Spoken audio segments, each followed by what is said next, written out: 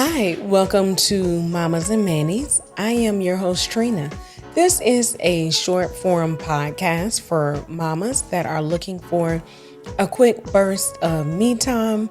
But before we get started, make sure you hit the like button and share this with another mama that is currently in a balancing act. And you'll learn more about that during mama time.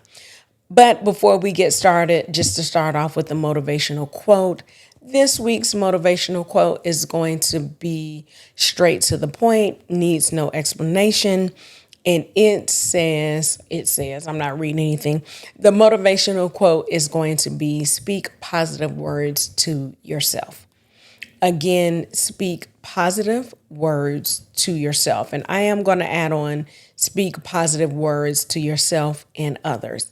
It helps the day go by a lot quicker. You never know who you're talking to. You never know who they may talk to after they encounter you. So just speak positive words to make it all better and easier for yourself and others. But guess what time it is? It's mama time. This week's mama time is going to be the balancing act. Basically, as a mama, you are balancing everything. It's all up in the air. But one of the biggest things that we definitely balance as mamas is living your life as a mom and also living a healthy life. So, balancing mama life and healthy living can be challenging, but it's essential for your well being and the well being of everybody that lives in the house with you. You've always heard the term, the only one I can think of right now is happy wife, happy life, but that's not the term I'm thinking of. But now I can't think of the saying. But what I'm trying to say about the saying is moms rule or I don't want to say rule or run, but they make sure everything is going good in the home. If something's off with mom, then most likely something's going to be off in the household as well. So I just want to give 9 quick tips on how to balance mom life and healthy living. The first one is to prioritize self-care. We talk about self-care almost every episode of the podcast, but definitely prioritizing self-care is one thing to listen to this or watch this on the podcast and watch me talk about self-care, but are you really doing self-care?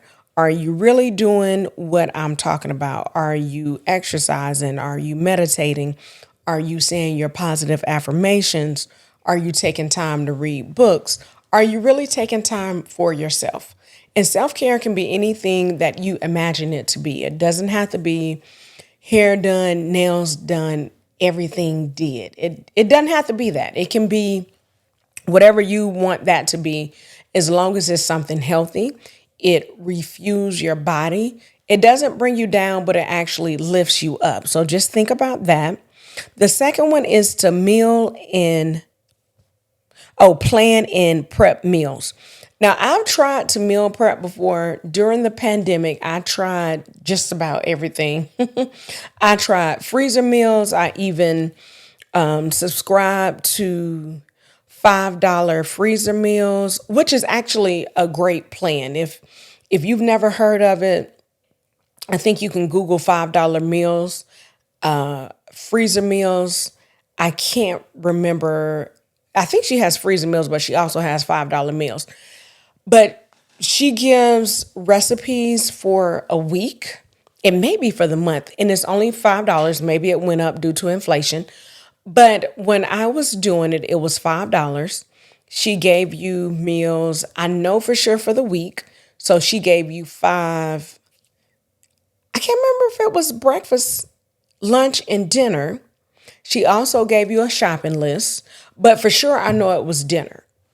If it wasn't lunch, I know for sure it was dinner and I think a few desserts and some snacks. She gave you a shopping list, and I think she also gave you some meals, like a few extra meals. If she didn't do lunch, she may have put in like 2 lunch ideas or something like that. So I think it's really worth it. It takes the guesswork out of Planning meals, now it does not take the guesswork out of prepping meals. You still would have to cook, shop, and things like that. But if you do Instacart or any type of delivery, that kind of makes it easier too. The only reason why I did not continue with the $5 meal plan is I'm pescatarian, and I'm the only one that's pescatarian in my home. But when I cook at home, I, for the most part, cook seafood for me and my husband. And then for my girls, I will cook other types of meat, basically like bacon for breakfast, chicken for dinner. If we do like hamburgers or something like that, I will, fix them hamburgers. So that is the only thing. I probably still would be doing it because it's easy just to switch out. Like if she has a meal with chicken, you can always put in salmon, shrimp, fish, whatever. So it's really a good thing. Now it has me thinking like, do I want to do that? But even if you don't want to do something like that, if you don't want to do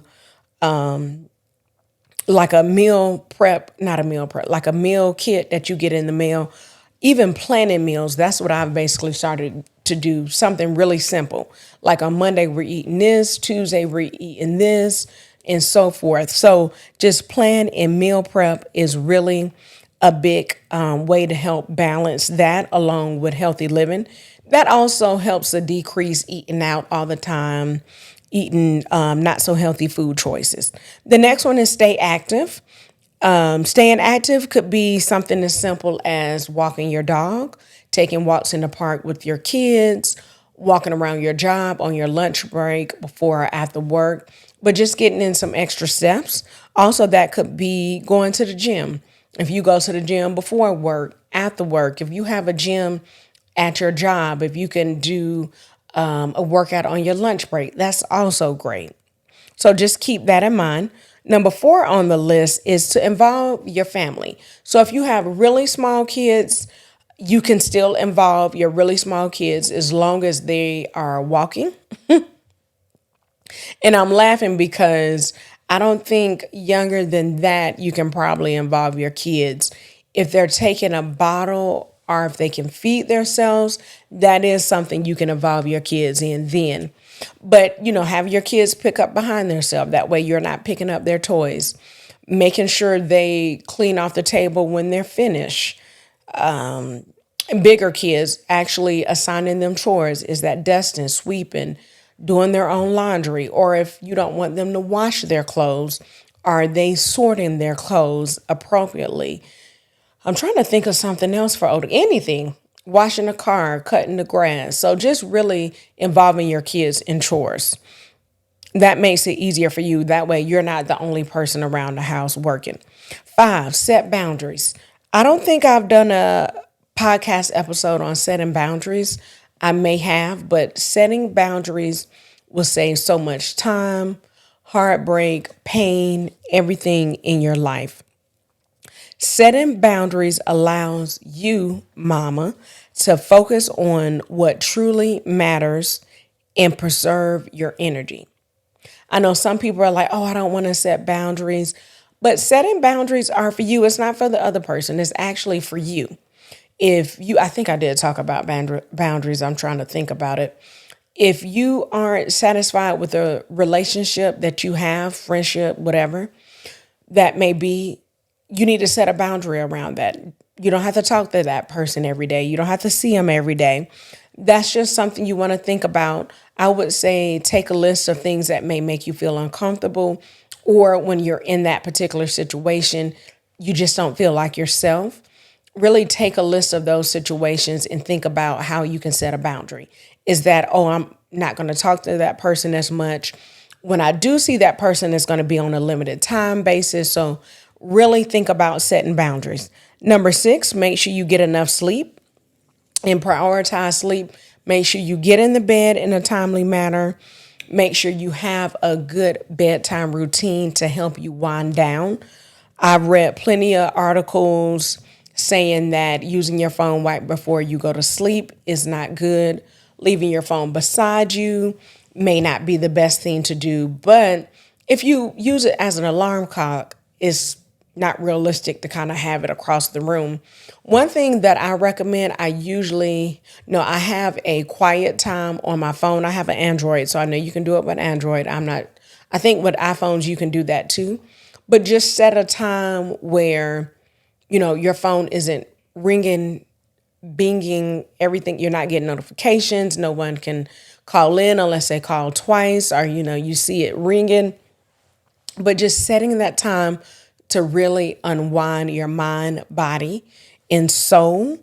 And that could be reading. It could be, I was trying to see. Yeah.